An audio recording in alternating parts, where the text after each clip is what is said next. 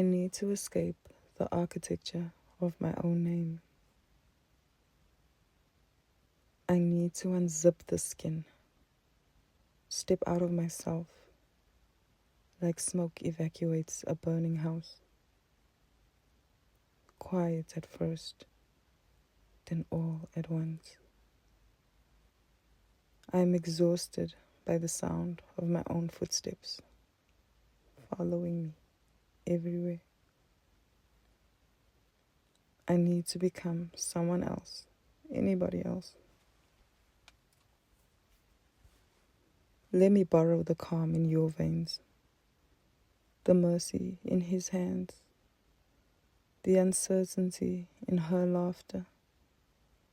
Let me live one afternoon without carrying myself like a body I found in a river. Because I am terrified. Terrified that my bitterness is hereditary. Terrified my children will inherit my storms before my smile. That my lover will drink from my mouth and taste rust. That everyone who touches me must eventually learn how to survive me. There are oceans inside me that do not know how to stay gentle. And I know people romanticize pain until it sits at their dinner table. I know what it means to become the wound and the knife.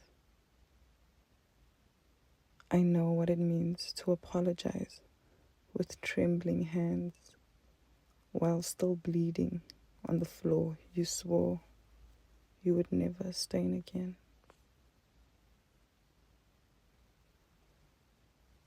Sometimes I think being myself is the cruelest thing that ever happened to me. And still, I was born into it. No consultation, no rehearsal, no divine meeting where I could object and say no. Please, give this face to somebody stronger. But the universe stitched me together anyway. Bone by uncertain bone, breath by trembling breath. And now,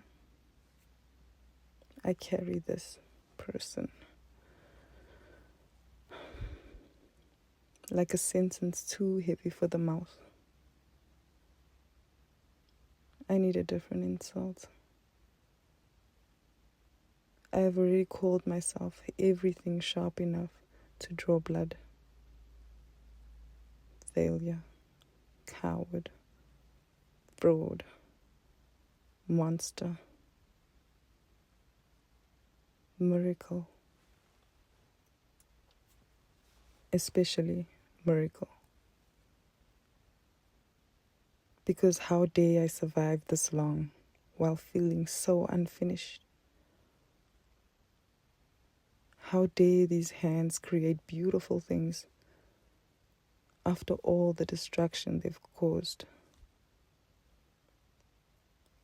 That is what confuses me most.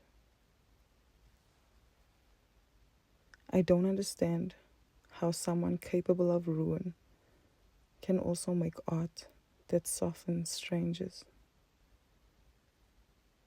How these same fingers that clawed at the dark could write tenderness.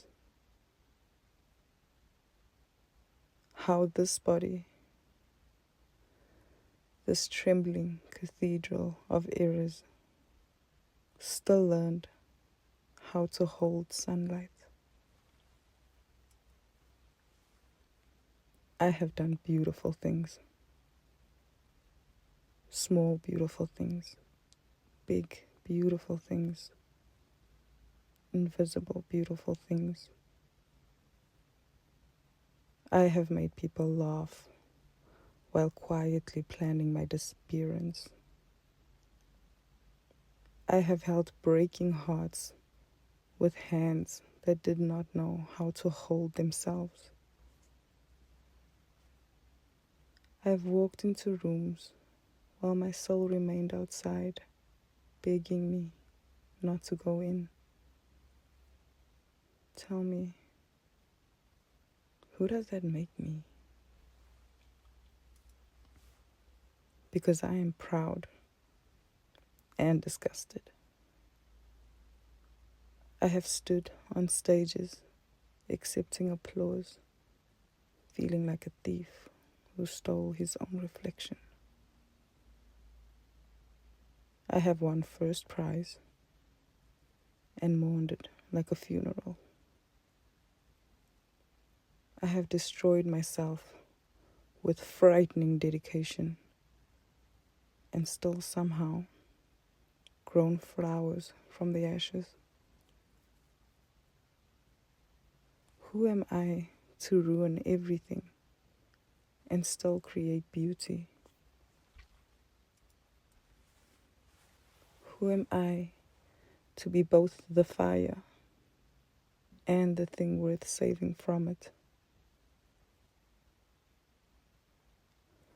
I wish I had contributed to my own design. I wish there had been blueprints I could argue with. Maybe I would have removed this endless ache. Maybe I would have carved out the loneliness lodged behind my ribs. Maybe I would have chosen a quieter mind. Or maybe not.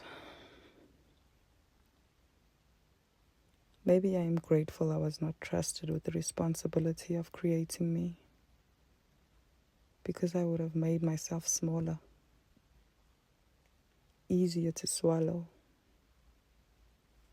less honest. And despite everything, despite the wars inside my chest, there is something unbearably sacred about surviving as myself. Even now, especially now,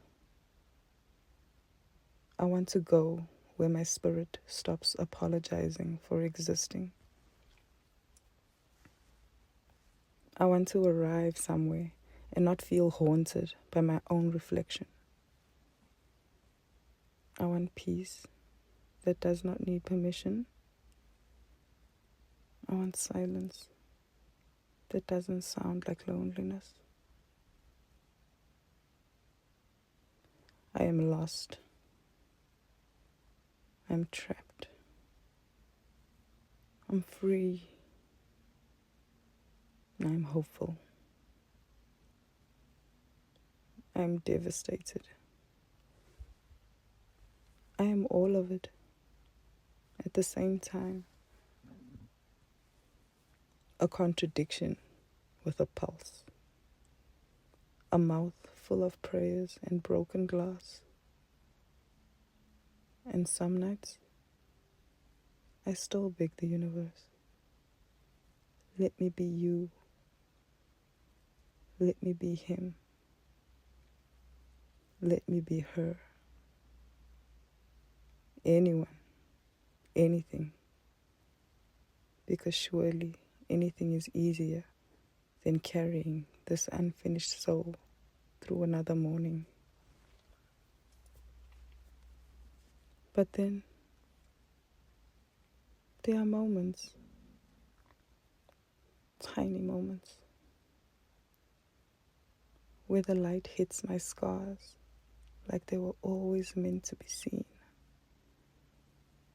Moments where my laughter sounds inherited from something holy. Moments where I realize I have spent my whole life trying to outrun someone who was only asking to be understood. Me. Just me. breathing,